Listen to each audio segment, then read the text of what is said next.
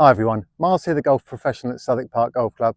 This week's video is born out of something that I see every single day that I work in the pro shop, and it's my most common seen finish position. And I'm just going to show you what I mean and explain to you why you're going to try not to do it and the problems it might cause you, and then ultimately a way to cure. So this is the thing I see most. Let me do it front on. Now, this stepping back of the left foot for a right-handed golfer is in order for you, even if it's subconsciously, deliver the golf club sort of pretty much straight down the fairway. So you may hit some good shots, and you may actually get it to a point where you can hit repeatedly good shots. You'll never be a really good player, it would be impossible.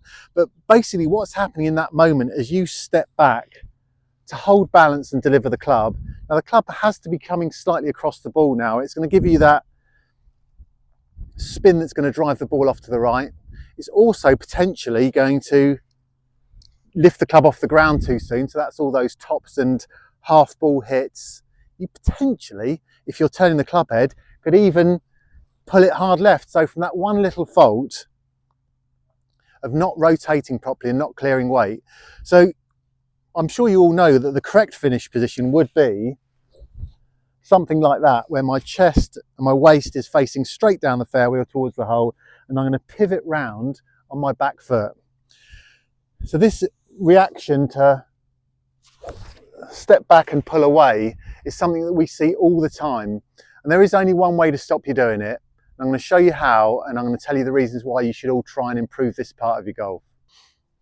Okay. So if you've identified a problem that you are one of the people I'm talking about that doesn't hold a good finish, steps the left foot back away to hold balance, ends up facing the target but having to have moved their feet, this is the way you're going to cure it, because there's no point. I don't want you to go out with the driver and start trying to do it straight away or start hitting balls too hard. You're going to pick a short iron, something you like, if you like your pitching wedge or your 9 or maybe your 8. We're going to start with that because you know now mentally there's no need for you to try and hit this ball hard.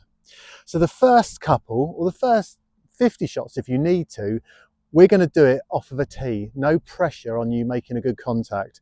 And you're going to start with this effortless, pretty swing, right? There's going to be no load, no force.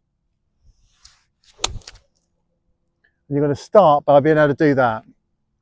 So just in order to, just so you understand what you are trying to achieve and what the movements are, you've gone to the top of your backswing. There's a little bit of weight on your right side, hopefully. The next move is slightly sideways. As your hips starting to come forward, we've got to bring the weight onto the front foot. And then I want you to think about pulling this left hip backwards. And then we're going to start to use the edge part of your right foot, the sole of the inside of your right foot, to roll onto and pivot round. And you want to start to make that move very easy. Absolutely no force going through it. Tee a few up and sweep. And then gently, as time goes on, and maybe over a course of a longer period of time in your practice sessions, gently increase the speed. Because the problem will be,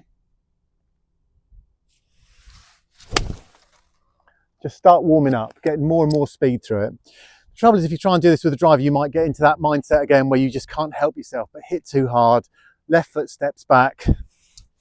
We're back to being all over the place again. You can see just by looking at me, it looks wrong. And whenever I do a video, a lesson, I'm sending the pupil their swings, I always quite often show them their practice swing, and they will, and then go and deliver this other way too aggressive swing. So the real problem is, and it comes down to, hitting too hard too soon. That's what happens when this goes wrong. You start to put the power on here, and that's what's doing all this other stuff at the end of your swing, which makes it look wrong. So what we've got to start to try and do is put the speed on later. I'd like to feel in my swing that the fastest part of my swing is just past the ball.